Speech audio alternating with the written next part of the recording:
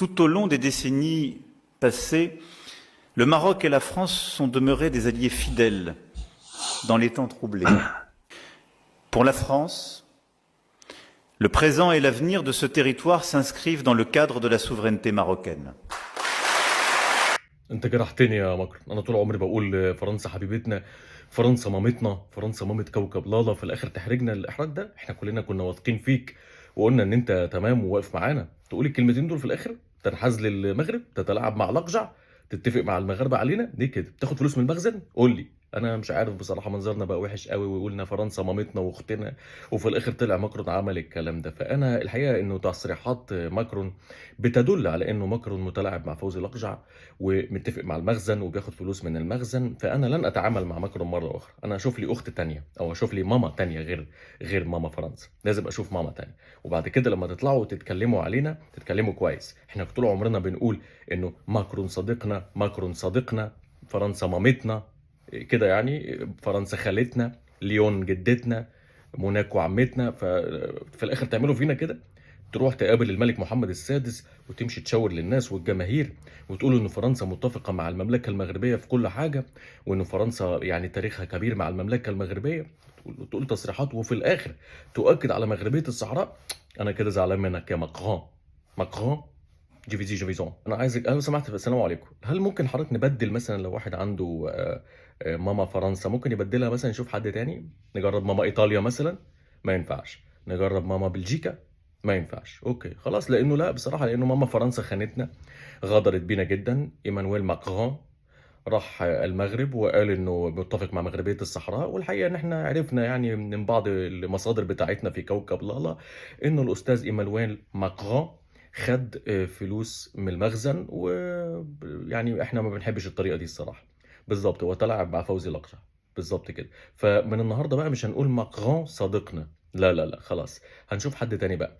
بالظبط، نشوف ندور على بلد تانية تكون بتدعمنا وبتدعم الصحراء الوهمية اللي احنا عاملينها عندنا لوحدنا دي. اه بالظبط، وبتقول ان الصحراء مش مغربية. اي حد يقول الصحراء مش مغربية يبقى على طول اخونا، صديقنا، مامتنا كده بالظبط. اتفضل يا فندم، شكرا. لا لا، علاقتي بايمانويل ماكرون انتهت خلاص. جوفيزون جوفيزي. اي حد عندك يقول ان الصحراء مش مغربيه ده صديقنا على طول وحبيبنا، انما يروح المغرب يتكلم كويس بقى على المغاربه ويمدح في المغاربه ويتكلم كويس مع جلاله الملك محمد السادس والكلام ده، انا اسف جدا، مش صديقنا ولا حبيبنا ولا نعرفه. احنا في كوكب لالا عندنا سياسات خاصه بينا محدش يقدر يتدخل فيها. بالظبط كده. شكرا جزيلا يا فندم. ابعت بقى لايمانويل ماكرون، قول له تابون مش عايز يبقى اخوكم. شكرا، يلا اشوفكم، مع السلامه مع السلامه. لنا الله في كوكب لالا. الكلام بتاع ماكرون في المملكه المغربيه عمل حرقان كبير جدا في كوكب لالا، وكوكب لالا مش هيعرف ينام. وزي ما قلت لكم، اي حد بيعترف بمغربيه الصحراء بيتكلم كويس على المغرب، بيتكلم كويس على علاقته بالمملكه المغربيه، تعرف على طول ان هو هيعمل لهم ايه؟ هس. وفعلا عامل لهم هس. فالله يكون في عونهم بصراحه. كل يوم ضربه يمين ضربه شمال. كوكب لالا زعلان، كوكب لالا مش عارف يعمل ايه، وخليه في اللي هو فيه، عشان هو اللي تدخل في المملكه المغربيه وهو اللي مصمم يتدخل في سياسات واراضي المملكه المغربيه، ودي حاجه عمره ما هينجح فيها. لنا الله في كوكب لالا. في نهايه الفيديو بشكركم شكرا جزيلا، وتحياتي لكم جميعا، وانا كان بخيكم بالزاف. حفظ الله مصر وحفظ الله المغرب، وكالعاده لنا الله في مين؟ في كوكب لالا. آثارا سلبية من ممارسات دولة الجوار المغرب المعرقلة والمدمرة للمياه السطحية العابرة للحدود. الله، المغاربه دولة الجوار المغرب ازاي بتدمر المياه العابرة للحدود يا فندم؟ قول لنا، هل في مياه بتوصل لكوكب لالا بيتم تدميرها بواسطة المملكة المغربية؟ قول لي. طب يا ريت نعرف. بسبب تلوث المياه الواردة إليه من الأراضي المغربية. يا مغاربه ليه بتلوثوا المياه اللي رايحه لكوكب لالا؟ ليه كده؟ ما ينفعش كده يا جماعه. ايوه سعاده الباشا، انا عايز ابلغ عن المغاربه بيعملوا بيبي في الميه اللي جايه لنا. شفت واحد مغربي بالليل واقف بيعمل بيبي في الميه اللي جايه لنا لكوكب لالا. اصوروا فيديو؟ عيب، ده ممكن يديني على قفايا لو صورتوا فيديو. بس انا شفت يا فندم، شفت بيقفوا مجموعه كبيره الصبح من المغاربه، يقفوا عند الميه اللي جايه لنا من دوله الجوار المملكه المغربيه، ويروحوا كلهم بقى يشربوا ميه كتير ويعملوا لنا بيبي في الميه. يا ريت تشوفوا لنا حل في الموضوع ده لو سمحت، لانه المغرب بيلوث لنا الميه. كذلك تراجع حاد في إمدادات المياه من واد غير نحو التراب الجزائري بسبب السدود المقامة في الجانب المغربي. شكوى جديدة. طب ثانية واحدة، أنا عايز أعمل شكوى تاني في المغرب، لأن هم بقى مش بس بيعملوا لنا بيبي في المية، لا ده كمان يعني عملوا سدود فبيمنعوا المية إنها تجيلنا. فأرجو إن حضرتك يعني تتولى هذا الموضوع سعادتك. يا ابني طب أنت معترض إن المية بتجيلك ملوثة ولا معترض إنها بتجيلك قليلة؟ ما هي لو ملوثة يبقى أنت مش عايزها، لكن أنت بتقول إنها ملوثة وعايزها برضو. أنا مش عارف، أنت بتحب تشرب بيبي؟ قول لي طيب. باشا أنا عايز أبلغ، ماليش دعوة. هو المغاربة بيلوثوا لنا المية، بيعملوا فيها بيبي وكمان بيقللوا الميه بسبب السدود اللي هم عمالين يبنوها سعادتك.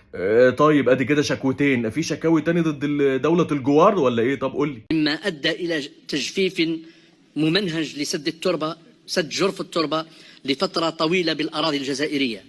كده شكوى تالتة. ايوه يا فندم، عايزين نبلغ شكوى هم بيعملوا لنا بيبي في الميه وبيقللوا الميه اللي جايه لنا، وكمان تسببوا ان التراب نشفت.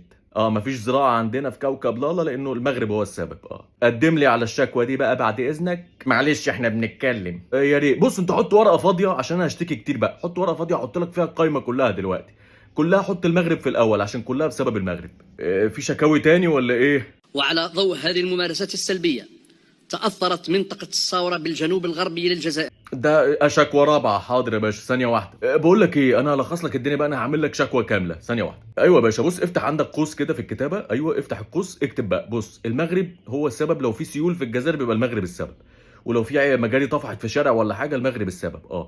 اكتب عندك. ولو الجو حر المغرب السبب، ولو الجو برد المغرب السبب، ولو في واحد مثلا جعان ولا حاجه المغرب السبب. في واحد في واحد جاركو بطنه وجعاه المغرب السبب. في بنت ما كملتش تعليمها بسبب ظروف ماديه المغرب السبب. وفي واحد نجح تفوق، لا ده المغرب مش السبب. المغرب السبب في الحاجات اللي مش عاجبانا بس. مراتك متخانقه معاك المغرب السبب. ايوه اكتب كل ده في القوس بقى، ماشي. او اقول لك على حاجه حلوه، بص اكتب في الاول المغرب السبب وبعدين افتح القوس واكتب الحاجات كلها. يعني اكتب المغرب السبب في الحر وفي البرد وفي كل حاجه في الدنيا دي. بالظبط كده يا فندم. شكرا جزيلا سعادتك. نسهل على نفسنا بقى، طالما المغرب السبب في كل حاجه وعمل الكوارث دي كلها، والمغاربه بيعملوا بيبي في الميه اللي رايحه لكوكب لالا، فخلاص يلا مع السلامه. انت انا كده سهلت عليك الدنيا. لنا الله في كوكب لالا، والله يكون في عوننا جميعا. أنا الأحمر والنجمة الخضراء، أنا أسد الأطلس، أنا مالك الصحراء وسيدها، أنا قلب الأسد. هنا اكتشفت أول مجوهرات في التاريخ، هنا شيدت أقدم جامعة بالعالم. أنا مبدع القفطان ومبتكر الزليج، أنا من كسرت شوكة العثمانيين، أنا تاريخ كبير، أنا القوي العتيد، أنا القريب والبعيد، أنا الكرم والجود، أنا الأحمر والنجمة الخضراء، أنا المغرب.